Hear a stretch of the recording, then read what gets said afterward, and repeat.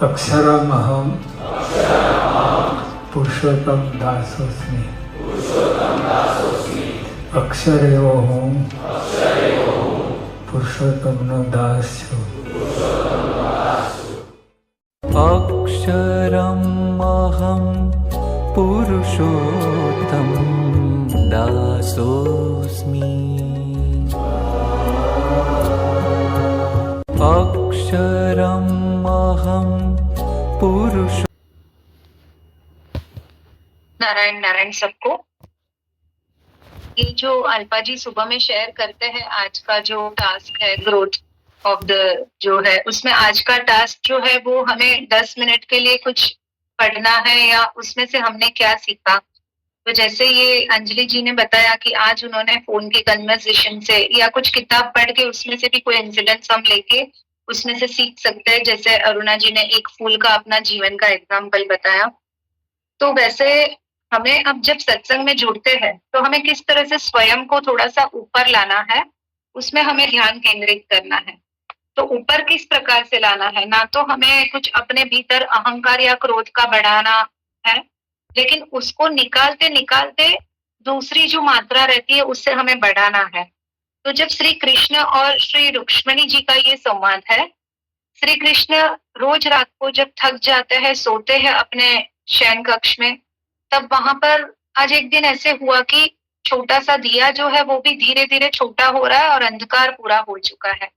अब जब स्वयं श्री कृष्ण गहरी नींद में जाते हैं तब उनके मन से, उनके श्वास से, उनके रोम रोम से श्री राधे राधे करके आवाज एक स्मरण आ रहा है। रुक्ष्मणी जी ये सुनते हैं तो उन्हें थोड़ा सा दुख होता है। एक स्त्री सहज स्वभाव है, मनुष्य देह मिला है, लक्ष्मी जी का अवतार ही श्री रुक्ष्मणी जी है। कुछ दिन ऐसे चलता है तो दूसरे दिन जब बहुत दिन हो गए, देखते हैं कि रोज श्री राधे का नाम लेते हैं, मेरा नाम नहीं लेते हैं। तो दूसरे दिन जब श्री कृष्ण भोजन के लिए विराजमान होते हैं तब रुक्ष्मणी जी उनको पूछते हैं श्री कृष्ण को कि मैंने कितना सब कुछ समर्पित किया है आपके लिए जीवन में, आपने जो बोला है मैंने सब कुछ किया है, मेरा धर्म आप हो, मेरा सौभाग्य आप हो, मेरा सुहाग आप हो, धर्म सब कुछ मैंने आपके लिए समर्पित किया है, मेरा समर्पण भाव आपके प्रति है, आपके हृदय में भी मेरा स्थान है, लेकिन फिर भी आपकी हृदय की जो धड़कन है वो श्री राधे की। ऐसा क्योंकि आप जब सोते हो तो मैं आपके स्वप्न में नहीं आ सकती हूँ, वहां का मैं स्थान नहीं ले सकती हूँ, वो स्थान सिर्फ श्री राधा जी ही ले सकती है। तो ऐसा क्यों, और ऐसा मेरे जीवन में क्या, मेरे प्रेम में कमी है, मेरे कर्तव्य में कमी है, मेरी भक्ति में कमी है, कहाँ पर मैं कम हूं कि आपके स्वप्न में श्री राधा का ही नाम आता है। मैं यहाँ की पटरानी हूँ, मैं आपकी अर्धांगिनी हूँ, लेकिन मेरा कहीं पर भी नाम नहीं आ रहा है। थोड़ी देर के लिए श्री कृष्ण भी गंभीर हो जाते हैं और फिर वो कुछ क्षण के बाद, भोजन के बाद अपने कक्ष में जाते हैं। तब रुक्ष्मणी जी को उसका जवाब देते हैं कि रुक्ष्मणी जी, आपको लग रहा है कि मैं राधा नाम की कोई प्रेमिका मेरी है, जबकि ऐसा कुछ भी नहीं। जो राधा है वो मैं ही हूँ। जब गहरी नींद में व्यक्ति जाता है रात को, तब वो स्वयं के आत्मा से बात करता है। आप मेरी पत्नी हो, ये आपका महा सौभाग्य है क्योंकि आप लक्ष्मी जी के अवतार हो। लेकिन जो राधा है वो महाभाव है, वो मेरी प्रेमिका नहीं है, वो मैं ही हूँ, मैं स्वयं ही हूँ। तो मैंने पूरा दिन जो भी मेरे राजकारण में किया है, यहाँ पर मेरी जो कर्तव्य है, मेरा जो धर्म है, उसमें मैंने जो भी कर्म किया है, मैं स्वयं उस क्षण मेरे आत्मा को, मेरी शक्ति को पूछता हूँ कि मुझे अब कैसे मेरे जीवन में आगे जाना है जब मैं विश्राम अवस्था में रहता हूँ। और इसीलिए मेरे मुख से श्री राधा करके मेरे प्रश्नों के उत्तर का स्वयं से बात होना चालू होता है, क्योंकि वही एक समय है जहां पर मैं स्वयं से बात कर सकता हूँ। तो हमें धीरे धीरे स्वयं से बात करके ऊपर उठना है। तो ऊपर कैसे हम उठ सकते हैं?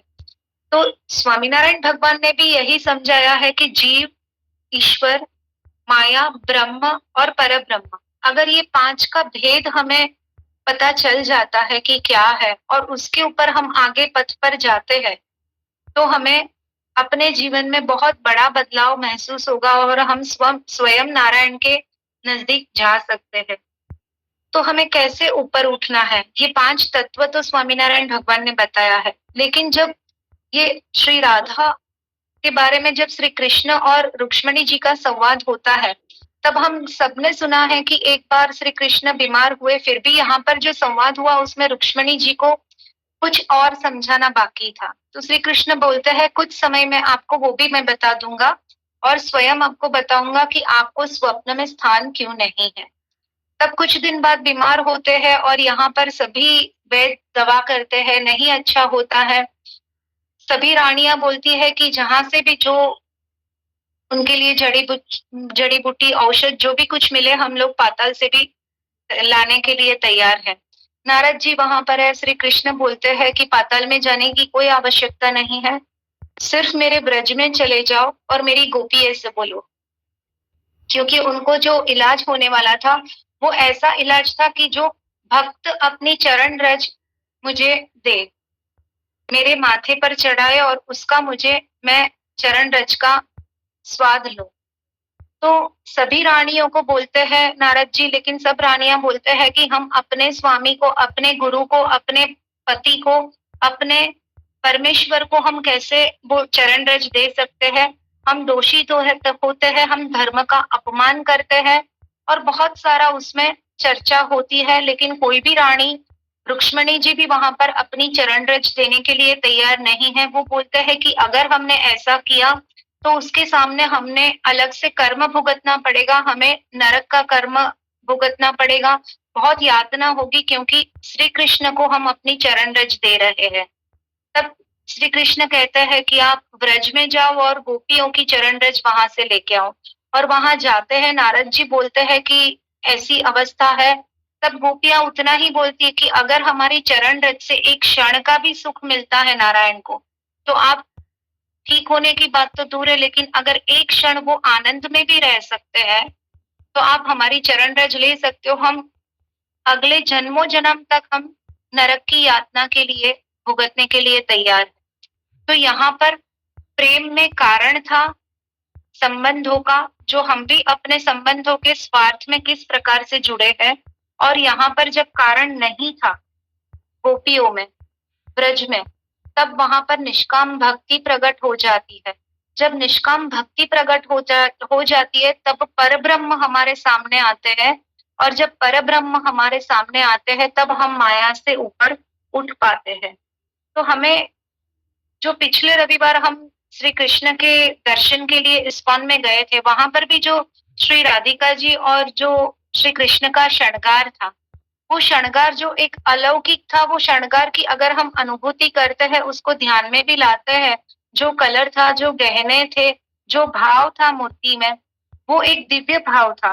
तो जब हम नारायण के पास जाते हैं, या हम जब अपने घर मंदिर में भी लोग बोलते हैं कि नहाने के बाद हमें पूजा करनी चाहिए, तो गोपियां क्या करती थी कि खुद स्वयं सुबह में उठ के तैयार होती थी कि आज मेरा कान्हा अगर मुझे कहीं मैं दूध लेने जाऊं, दही लेने जाऊं या बाहर जाऊं तो मुझे देखे, या नहीं भी जाऊं तो मन से गोपी उनसे जुड़ी हुई थी कि मेरा कान्हा तो मुझे देख रहा है। तो वो भाव हमें अपने भीतर जगाना है कि हमें कोई देख नहीं रहा है, आज मेरे घर पे कोई नहीं आने वाला है, तो आज मुझे तैयार नहीं होना है। मैं अस्त व्यस्त कपड़ों में, अपने श्रृंगार में या किसी भी अवस्था में मैं बैठ के नारायण की सेवा करूं, दिया करूं या ना भी करूं, ऐसा जब भाव प्रकट होता है तो हमें बहुत गहराई से ये भाव में परिवर्तन लाना है। क्योंकि अगर हमें कुछ चीजें अव्यवस्थित है और वो पसंद नहीं है, अगर हम स्वयं का जब मल निकालते हैं, तब उसकी खुशबू भी हमें पसंद स्वयं को नहीं है। तो ये हम नारायण के पास जाते हैं तो हमें शरीर से तो शुद्ध होके जाना है, लेकिन उसमें सबसे बड़ा हमें परिवर्तन क्या लाना है कि हमारे कर्मों में परिवर्तन लाना है, कि हमारे कर्मों के परिवर्तन से भी ज्यादा अभी और एक ऊपर हमें जो लाना है, वो भाव का परिवर्तन। तो जैसे ही आप कर्म में परिवर्तन लाते हैं, वैसे ही धीरे धीरे आपका वो शिफ्ट होगा, हमारा भाव परिवर्तन। और जैसे ही हमारा भाव परिवर्तन होता है तब नारायण हमारे सामने आते हैं, हमारी निष्काम भक्ति स्वयं वहां पर प्रकट हो जाती है। जैसे गोपियों की निष्काम भक्ति प्रकट होती है वैसे ही हमारी निष्काम भक्ति प्रकट होती है। तो हमें नारायण का दर्शन के लिए अगर नारायण को स्वयं यहाँ हमारे पास बुलाना है तो हमें सुंदर सज धज के तैयार होना है। हमारे मानसिक भाव के ऊपर नारायण दर्शन करते हैं, ना कि हमने क्या भोग लगाया है या हमने क्या उनको दिया हुआ है। हम सिर्फ अपने मानसिक भाव को अगर शुद्ध कर ले, पवित्र कर ले, दिव्य कर ले और वो उन सबसे परे जो है वो समर्पण भाव करे। अगर हमारा समर्पण भाव नारायण को गोपियों की तरह है तो स्वयं जो नारायण है वो हमारे सामने आ जाते हैं। यहाँ पर रुक्मणी जी को उन्होंने क्या बताया कि द्वारिका में प्रेम का नियम है, जबकि व्रज में क्या है, प्रेम का पागलपन है, समर्पण भाव है। तो हमें वैसे पागलपन अपने समर्पण भाव नारायण के प्रति हमें रखना है कि हमारा दाम्पत्य धर्म जो है वो इतना अच्छा जा रहा है, लेकिन पागलपन जो रहता है वो सिर्फ गोपियों में है, ब्रज में है। इसीलिए व्रज की एक रज भी हमारे चरणों के मुख में आ गई, हमारे शरीर के स्पर्श में आ गई। अगर हम व्रज में जाते हैं और हमारे चरणों में भी वो व्रज की रज का स्पर्श होता है तो हमें एक अलौकिक आलिंगन वहां पर होता है। वो अनुभूति और अनुभव की बात है। अगर हम वृंदावन में जाते हैं या मथुरा में जाते हैं, वहां की जमीन में भी सिर्फ हमारा चरणों का स्पर्श होता है तो भी हमें एक दिव्य अनुभूति होती है और वो अलौकिक होती है। हम वहां की चरण रज यहाँ ला भी नहीं सकते हैं। ये तो कृष्ण के लिए स्वयं नारद जी ने वहां से लाए थे। तो ये कैसे सब हम ये जो करंट कलयुग में रह रहे हैं तो ये कैसे पॉसिबल है। तो जैसे प्रहलाद जी को भी उनके पिताजी ने बहुत ही तकलीफ दी थी कि आप नाम छोड़ दो, नारायण का नाम छोड़ दो, ऐसे कुछ भी नहीं है। लेकिन जब दैत्य जो राक्षसों के पुत्र उनके मित्र थे प्रहलाद के, तभी उन्होंने भी बताया कि आप ये सब क्या कर रहे हो, हमें कुछ भी अच्छा नहीं लगता है। तब जो अच्छा मित्र रहता है वो क्या करते हैं, वो उनको समझाते हैं कि आप भी नाम कीर्तन करो, प्रभु का स्मरण करो। और वो सबको सिखाते हैं कि हरे राम राम राम हरे हरे, हरे कृष्ण कृष्ण कृष्ण हरे हरे। तो सब बच्चे ताली बजा के ऐसे नाम में झूमते हैं। तो जैसे ही वो झूमना शुरू करते हैं, प्रहलाद जी भी वहां पर नाचने में तन्मय हो जाते हैं। और उतने में ही उनके पिताजी जो है हिरण्यकशिपु, उन्होंने अपने राजदरबार में से एक सेवक को वहां पर भेजा और बोला कि वो दूसरे बालकों को बिगाड़ रहा है, राम नाम जापने के लिए बोल रहा है, तो सब बालक बिगड़ जाएंगे, भगवान का नाम नहीं लेना है, मैं स्वयं ही भगवान।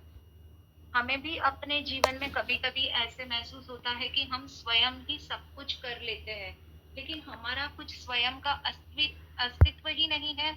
हमारा सिर्फ समर्पण भाव का अस्तित्व है, वो हमें अंदर गहराई तक उतारना है। जैसे ही वो सेवक वहां पर प्रहलाद के पास आता है, स्पर्श करता है कि चलो बुलाता है, वो भी खुद झूमने लगता है, क्योंकि उनके अंदर भीतर से समर्पण भाव से सभी बच्चे नाच गान कर रहे थे, चाहे फिर वो दैत्य का पुत्र हो या ब्राह्मण का पुत्र हो। उनके बाद गुरु आते हैं, गुरु भी स्पर्श करते हैं तो वो भी झूमने लगते हैं नारायण नाम के साथ।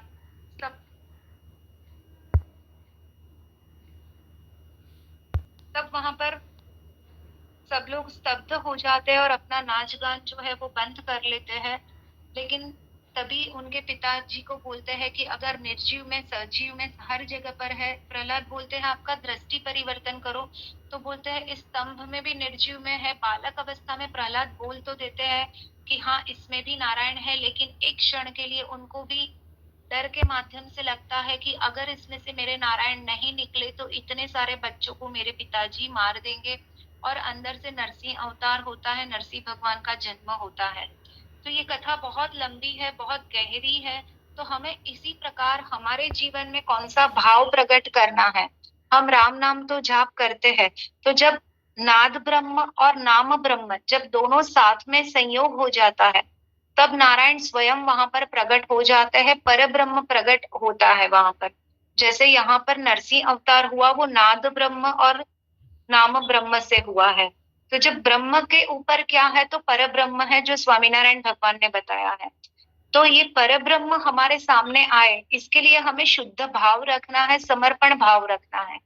समर्पण भाव और शुद्ध भाव के लिए हम लौकिक दिनचर्या में हर एक जगह पर जुड़े हुए हैं, तो वो हमें कंटिन्यूस एकाग्रता से उसमें आगे जाने के लिए हमें सत्संग को पकड़ना, धर्म को पकड़ना, सत्संग में जुड़े रहना अति आवश्यक है। और साथ साथ में हमें नाद ब्रह्म भी साथ में करना है और नाम ब्रह्म भी करना है, ताकि केयुंग सत्संग परिवार के सामने भी स्वयं नारायण एक दिन आ जाए और हम सबको वहां पर बहुत शिष्टता पूर्वक और हमारे भाव, पवित्र भाव, हमारे श्रृंगार को देखकर नारायण स्वयं हमारे साथ बैठे और हमें आशीर्वाद दे। नारायण नारायण।